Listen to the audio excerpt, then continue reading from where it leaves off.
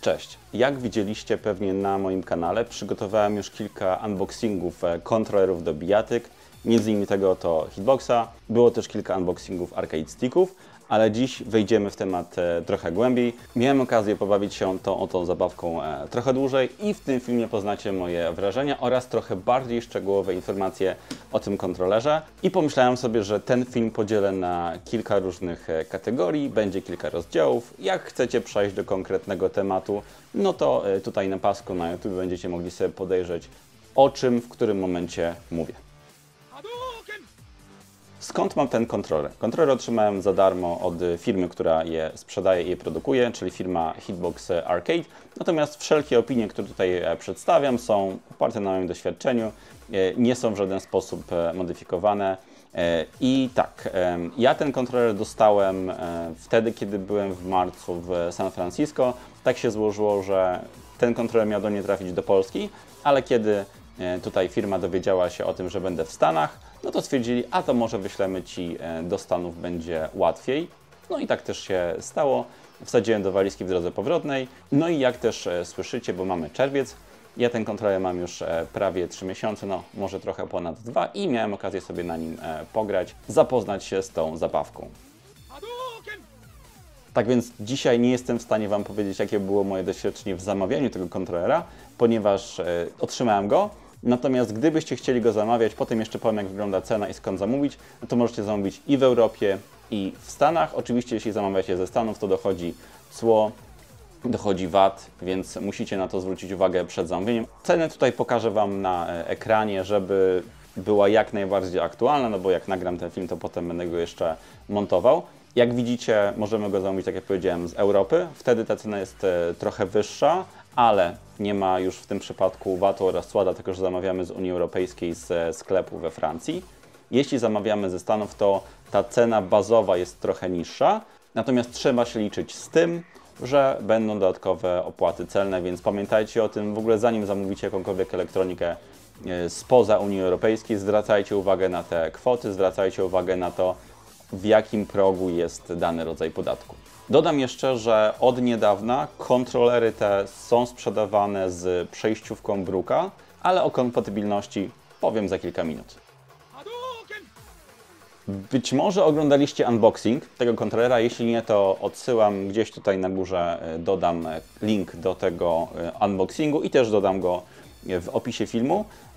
Kontroler przychodzi w takim oto pudełku i jestem przygotowany profesjonalnie, mam miarkę. Chcę Wam też pokazać, jakie wymiary ma ten kontroler, przyciski, pudełko. Więc mamy tutaj 45,5 cm na 23 cm, a wysokość to 8 cm. Więc będziecie wiedzieli dzięki temu, jak duże jest to pudełko. W środku, poza kontrolerem, mamy kabel oczywiście do kontrolera, mamy też woreczek, który też za chwilę Wam pokażę.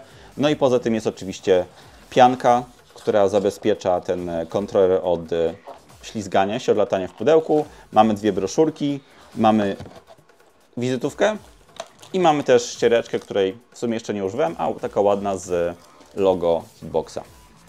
Więc tak to się prezentuje w pudełku. A woreczek wygląda właśnie tak, mieści się w nim oczywiście kontroler, mieści się kabel, można tam dorzucić przejściówkę. Jedziecie na jakieś lokalsy, no to zabieracie to, zakładacie na plecy taki woreczek i jesteście już gotowi, żeby niszczyć innych bijatyki. Wracamy teraz do samego kontrolera. Jego waga wynosi 4 funty, na nasze to będzie 1,8 kg mniej więcej, więc swoje waży. Jeśli będziecie go chcieli zabierać w dalsze podróże, tam gdzie będziecie lecieli samolotem, zwróćcie uwagę koniecznie właśnie na tę wagę, dlatego że kiedy lecicie samolotem, są oczywiście pewne ograniczenia.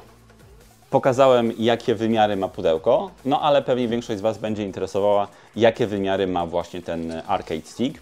I tak, tutaj mamy 40,5 cm, tutaj mamy 18, no tak, niecałe, natomiast jego wysokość to wysokość bez, co ważne, bez przycisków, to jest 5 cm. Także z przyciskami to pewnie będzie 5,5 do 6 cm.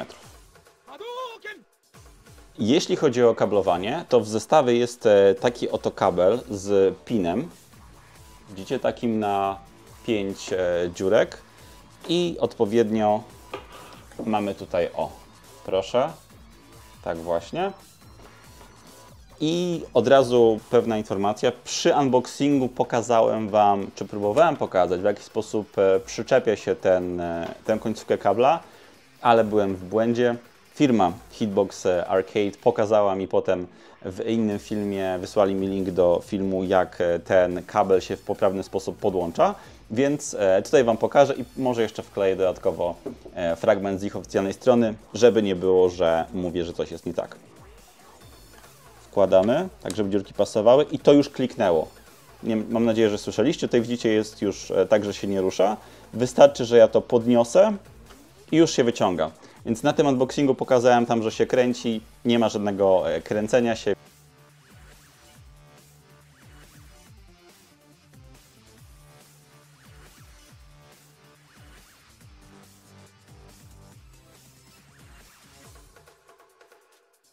Długość tego kabla 2,7 metra, prawie 3 metry, więc jest on naprawdę bardzo długi. Z tej strony mamy zwykłe USB typu A, w tym momencie najlepszy wybór. A gdybyście chcieli podłączyć do czegoś, co ma USB typu C, wystarczy zwykła przejściówka.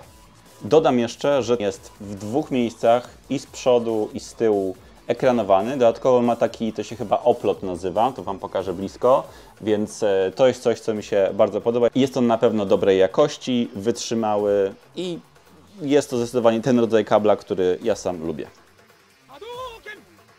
Jeśli chodzi o obudowę tego kontrolera, to tutaj mamy akryl, tak? Mamy taki front z logo oczywiście Hitboxa. Na bokach widzimy, mamy metal.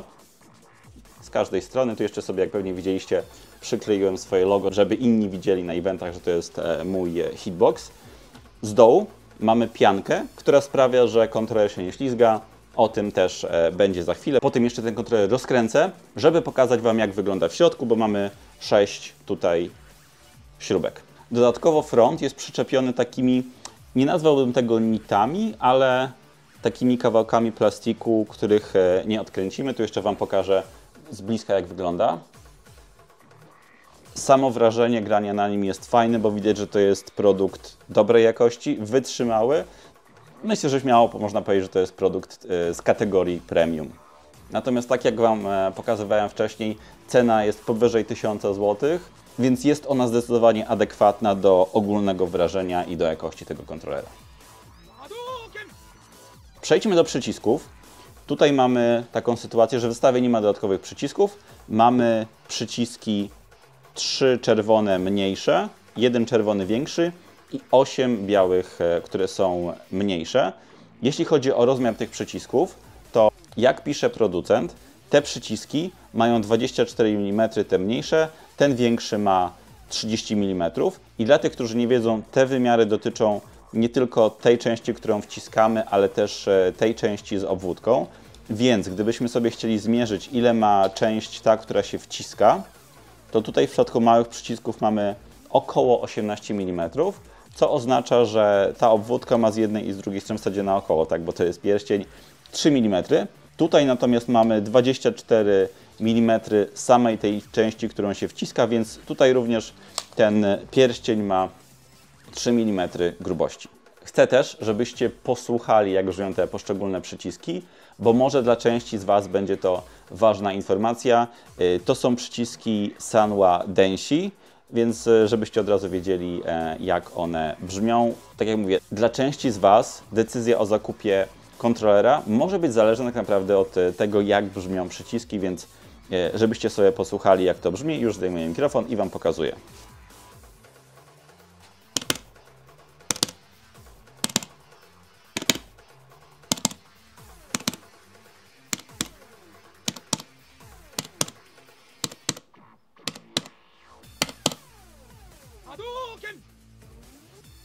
Pokazałem Wam, że mamy tutaj przyciski z przodu, mamy też przyciski na górze, bo poza tym, że bijemy się tymi przyciskami, no to oczywiście musimy mieć przycisk od opcji, od share'a i tak dalej, od PS Batona i mamy je tutaj. Czasem w kontrolerach możecie spotkać się z tym, że jest przełącznik z blokadą, celem tego, żebyśmy blokowali na przykład przycisk PS.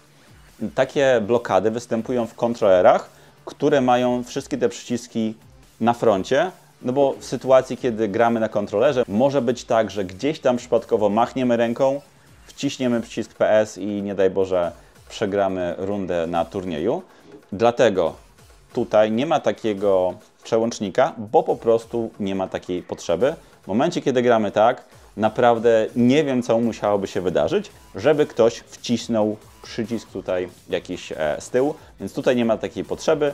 Te przyciski moim zdaniem w bardzo rozsądny sposób są umieszczone właśnie tutaj na górze. Rozglądając się za hitboxem, na pewno sprawdzacie to, czy dany kontroler wspiera SOCD. Jeśli nie sprawdzacie, to sprawdźcie. I tutaj informacyjnie dla tych, którzy nie wiedzą tak na szybko, chodzi o to, że na niektórych kontrolerach, jeśli wciśniemy strzałkę w lewo i wciśniemy strzałkę w prawo jednocześnie, na arcade stickach i na padach to jest niemożliwe, no chyba że pad ma podzielone przyciski, ale co do zasady nie. Wciskamy te dwa kierunki i tutaj może być tak, że albo trzymając strzałkę w lewo i dociskając w prawo idzie nam od razu postać, czy jest wczytywany kierunek w prawo, ale może być tak, że neutral jest brany pod uwagę, dlatego że te dwa kierunki się negują. Dlaczego to jest ważne? Na części turniejów właśnie taka możliwość, że trzymamy strzałkę w lewo i dociskamy w prawo, jest banowana, na przykład na turniejach Capcom Pro Tour, z racji tego, że wyobraźcie sobie, że gracie postacią z charge'em, trzymacie w lewo i dół, czyli na przykład charge'ujecie jednocześnie górę i dół, gracie Gailem, chcecie zrobić flash kicka, to wtedy nie musicie puszczać dołu, żeby zrobić górę, tylko dociskacie górę i od razu idzie góra. Dlatego chodzi o to, żeby te przyciski się negowały i w tym kontrolerze można wybrać, w jakim trybie chcemy grać. I tu Wam na ekranie pokażę, jak to wygląda, żebyście wiedzieli, jak wygląda zmiana trybu. Tak więc w tym kontrolerze to, czy macie SOCD, czy nie, zależy od Was i moim zdaniem to jest najlepsza opcja, jaka istnieje. A teraz chciałbym Wam pokazać, jak ten kontroler zachowuje się, kiedy położymy go na stole i gramy w taki sposób i czy on się ślizga. Spoiler, ślizgał się nie będzie, dlatego że mamy tutaj tę piankę, no ale żebyście zobaczyli, ja to nazwałem testem stołu. Jak gram, no to raczej nie macham rękami aż tak bardzo, ale wyobraźmy sobie, że będę chciał ruszyć ten kontroler i tutaj stół się rusza, kontroler wcale. W tę stronę, tak samo. Pokazałem Wam, jak kontroler trzyma się na stole, jak się gra na stole. Ważne jest też to, a nawet ważniejsze, jak kontroler trzyma się na kolanach. Ja mam też, żebyście wiedzieli, 187 cm wzrostu. Dla mnie rozmiar tego kontrolera jest bardzo dobry. Przyciski co prawda są położone blisko siebie, ale rozstaw całego kontrolera, czy jego szerokość, to, że mamy z jednej i z drugiej strony, no tak na oko jakieś 8 cm, może tutaj nawet 10, sprawia, że on się bardzo dobrze trzyma na nogach. Czasem kontrolery są na tyle małe, że trzeba się dosłownie trzymać tak, no a to nie jest komfortowa pozycja. Tutaj możemy nogi w zasadzie ustawić jak chcemy, no może nie jakoś rozkładając je bardzo, bardzo szeroko. No i też oczywiście jak nim ruszam, no to rusza mi się tutaj skóra na nogach, dlatego że on ma tę piankę na dole, którą pokazywałem Wam i dzięki temu on nam się po prostu z nóg nie ześlizgnie.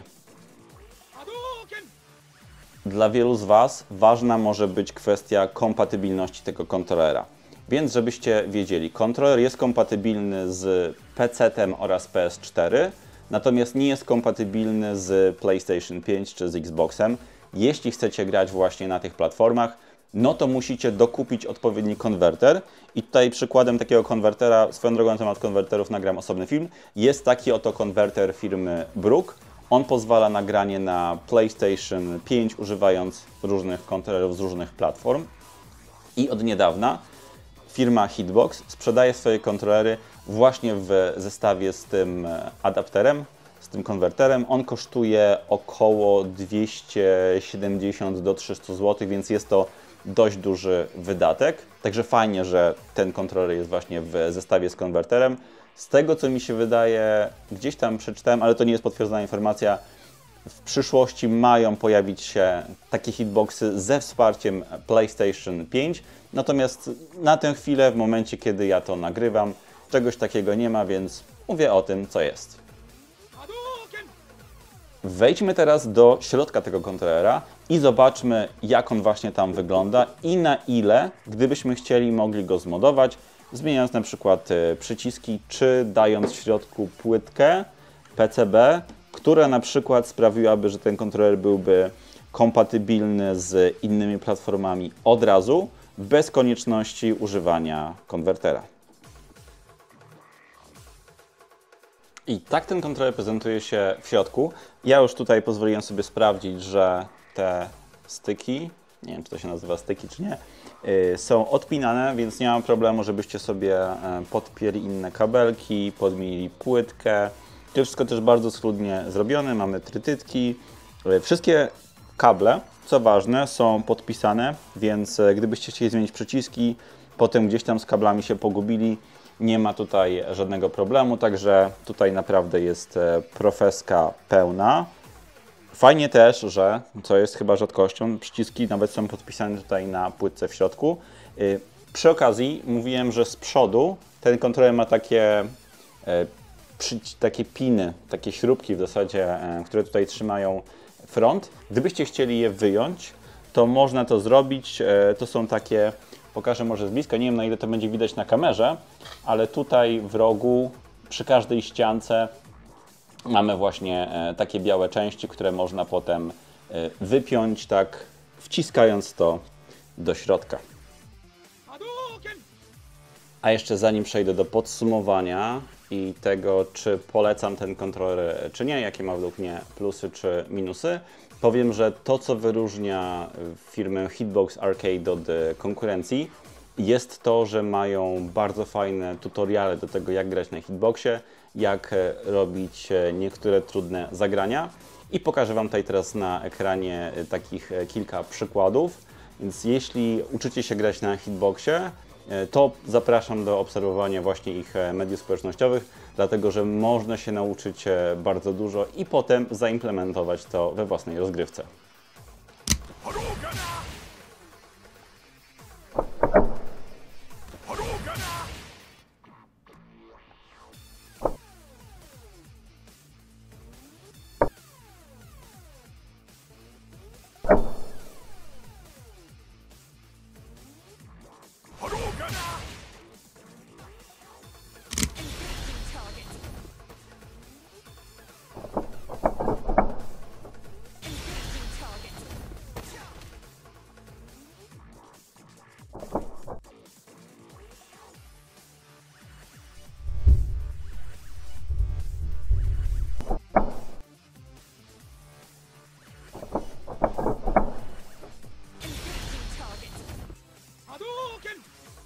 Za chwilę zobaczycie jeszcze gameplay, żebyście widzieli, jak wciskanie przycisków działa w grze, tak tylko chwilę.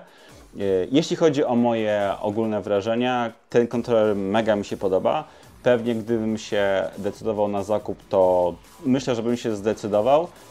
Plusy, konstrukcja, przyciski i możliwość modowania, wymiary też. To, że fajnie się trzyma i na kolanach, i na stole, dzięki tej piance. Jeśli chodzi o minusy, no to tutaj dla części z Was może być cena. Nie każdy może chcieć zaakceptować zakup kontrolera, którego koszt to 4-cyfrowa kwota. Dla niektórych z Was może być minusem to, że ten kabel ma ten specjalny rodzaj pinu. Dla innych to może być plus, dlatego że jest to bardzo solidna konstrukcja, więc tak albo tak. Do minusów należy też oczywiście zaliczyć kompatybilność, dlatego że domyślnie, tak jak mówiłem, ten kontroler jest kompatybilny z PC-tem oraz PS4, ale twórcy dodają teraz w zestawie przejściówkę Brooka, więc nie ma problemu, żeby grać również na PS5. Jeśli macie jakieś pytania dotyczące tego kontrolera, dajcie proszę znać w komentarzu, ja chętnie na nie odpowiem. W opisie znajdziecie linki do stron, gdzie można go zakupić. I przejdźmy teraz do rozgrywki.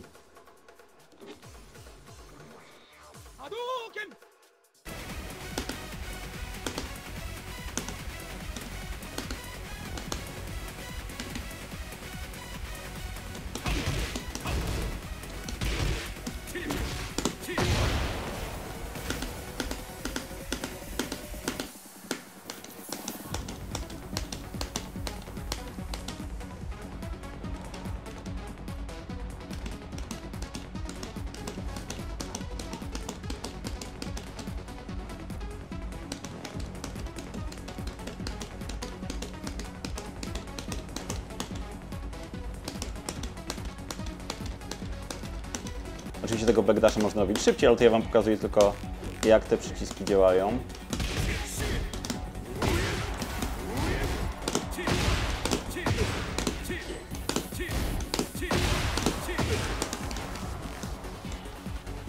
Wszystko elegancko, żadnego oczywiście input laga, bo o tym też nie powiedziałem.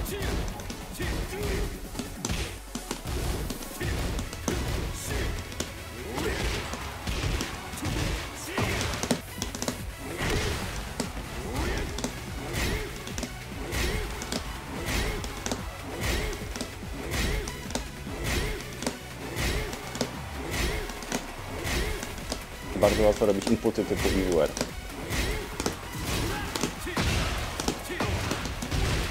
Tak więc zdecydowanie polecam ten kontroler.